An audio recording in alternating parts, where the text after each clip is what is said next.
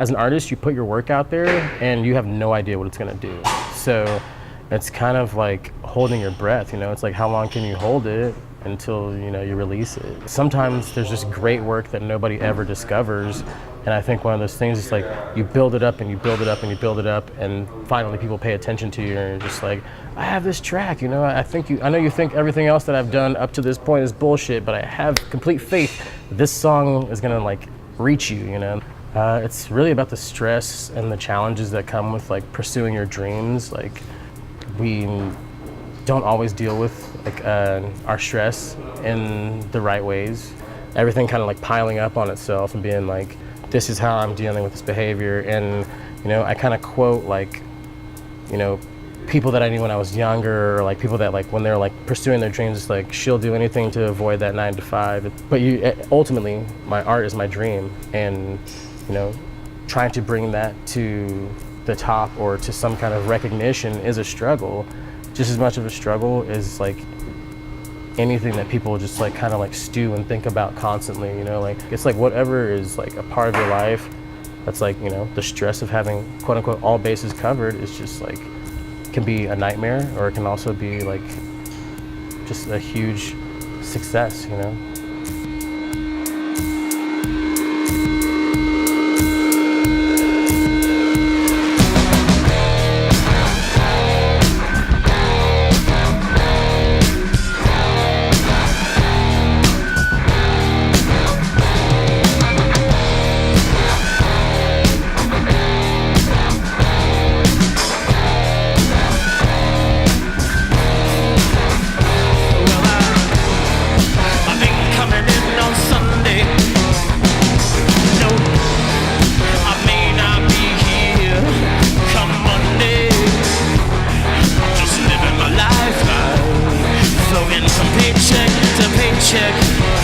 Paycheck, got me like,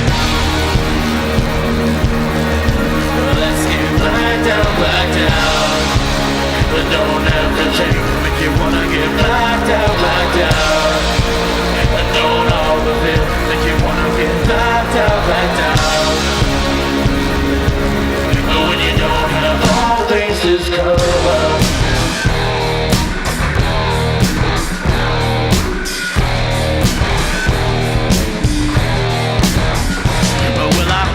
Will you raise me?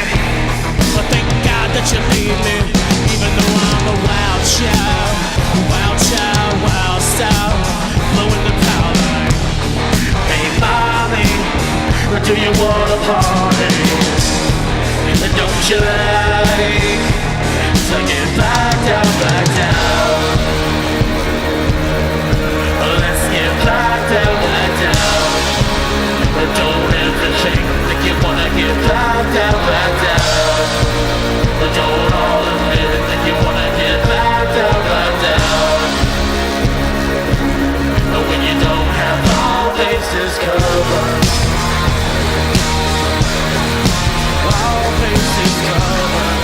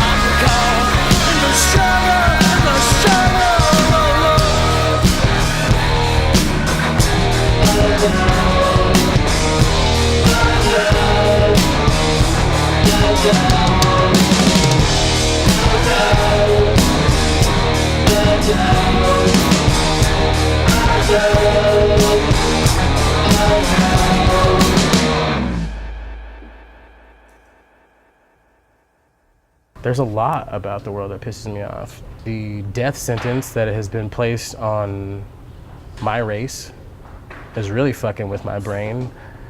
Fucking get angry. If there's the right reason to get angry, you're seeing people murdered on the street on fucking camera, don't be like, oh, well, he probably deserved it. Why does he deserve it?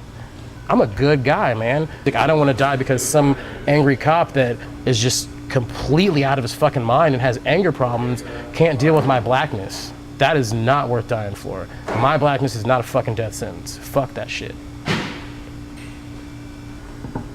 Top Down is about trying to keep it cool in moments of stress, you know? Pretty much Mahatma Gandhi and like Jesus Christ, except for like X-nay on the religion, you know, like Christ without all the religion and like pot and booze is like rad, you know? It's like help others out, you know? Give people a chance, you know?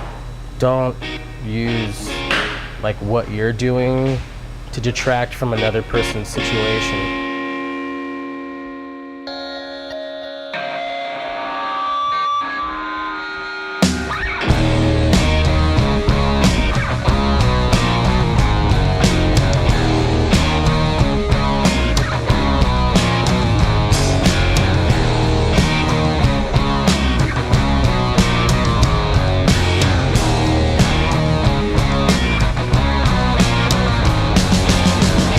Outside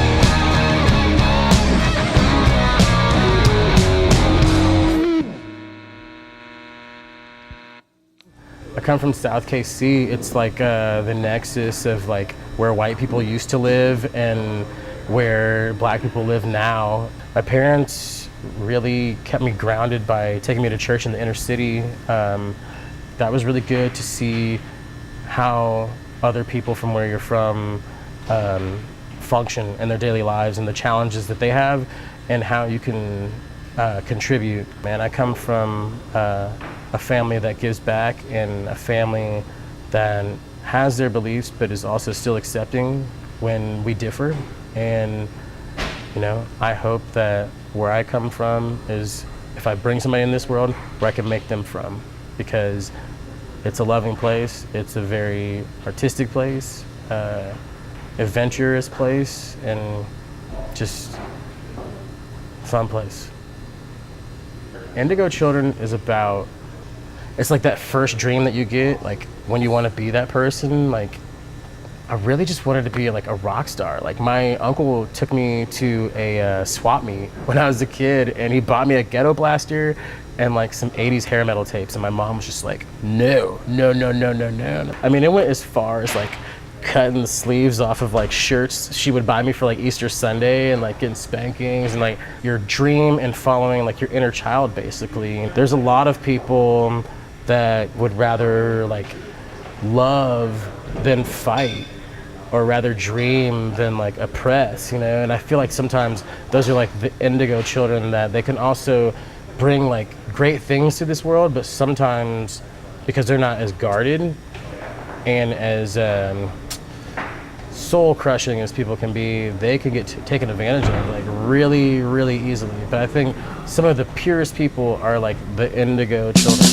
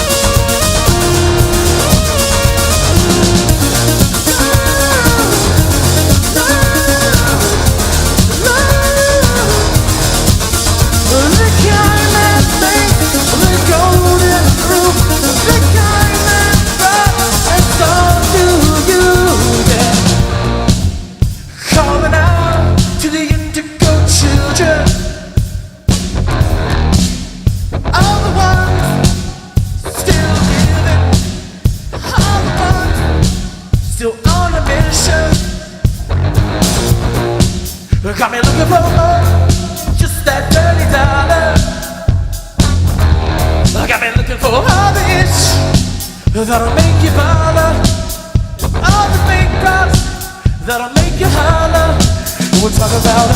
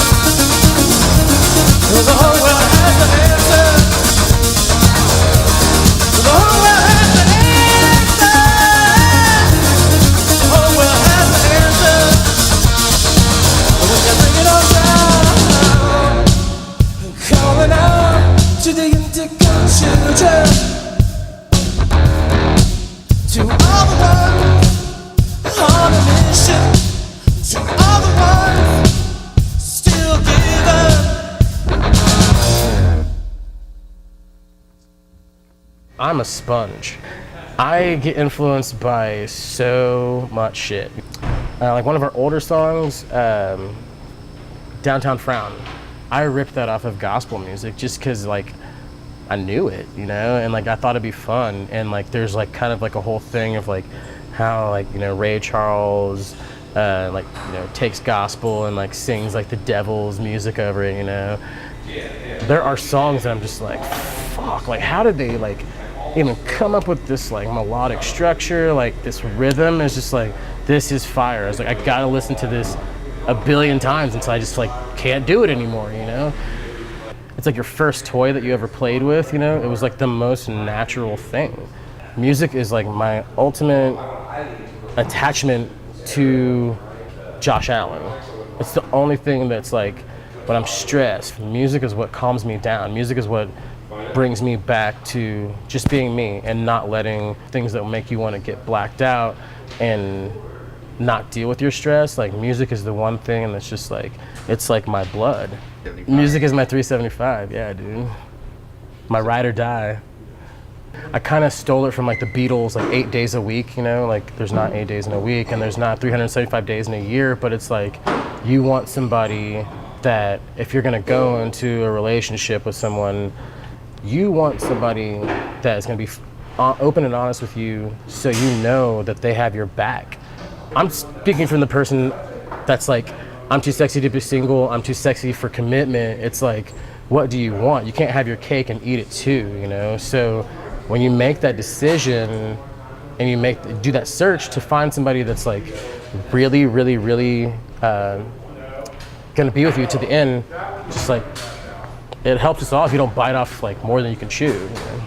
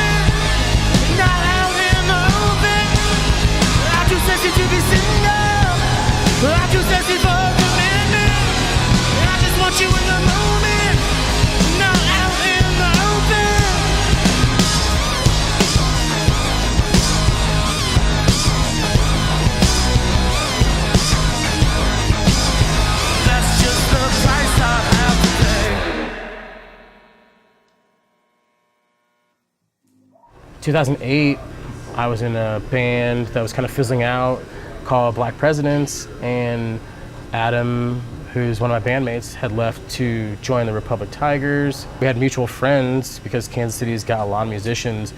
Luis Arana and Nick Organ, who were in the Beautiful Bodies at the time, they approached me about just jamming on some songs. You know, like we all wanted to do kind of mathy jam indie music. I think gradually we just kind of, it's like when you break up with somebody but you're still friends with them. You know, the early stuff, I was obsessed with like playing as much as I could on the guitar because I was in love with the guitar at that time. Like I just really wanted to be like, oh, I'm a badass. I can play up here and play down here and do everything. And then it became more like, I found like some obscure funk records and I was like, oh shit, I'm not the bass player in the band, but what if we wrote all the bass lines before the guitar line? You already knew if it was like something people were like, bum, bum, and they could feel it and they danced to it. It's like, let's just do that. Get everybody dancing and get in a good mood. So that kind of became my mission statement circa like 2012. So I met Ike Owens, who played with the Mars Volta, and Jack White. He wanted to produce an album for me, and he started seeing things through a different lens than just me, because I was always in control of the band. Here's things that you do a lot that I think that you should capitalize on instead of trying to, in his words, be something that I'm not naturally. And so we put out a record, and unfortunately he passed away. And it was like a very like, what the fuck do I do moment. Making music and hanging out with him had almost become as important as doing the music. And I was like, well, how am I gonna write new songs? Like, I don't even want to think about this right now. I asked one of my oldest friends, Adam, who had originally left, if he was down to produce a record and if he was down to play with us. And he was like, let me ask my wife. And I was like, cool, fingers crossed. And it's just like been pretty much clockwork since then. You know, I've got Evan McIntosh and Mark Lemus on bass and drums, and they're all old homies. Like, I think everything just kind of coming full circle, and some of the people that, you know, you might have gone away from, like, it's like the prodigal band or something like that, you know? It's like when the stars align, cool shit can happen.